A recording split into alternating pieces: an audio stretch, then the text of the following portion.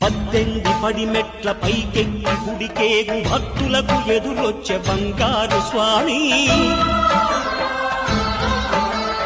ఇరుముడులు స్పృశించి శుభమనుచు దీవించి జన బృందముల చేరే జగమేలు స్వామి. తన భక్తులను విల్చు తప్పులకు తడబడి ఒక పక్క ఒరిగెన ఓంకారమూర్తి.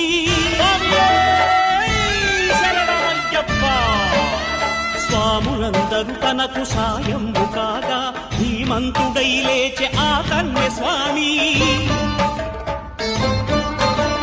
పట్టబంధము వీడి భక్తతతికై పరుగు పరుగున వచ్చే భూమిపైకి నరుడై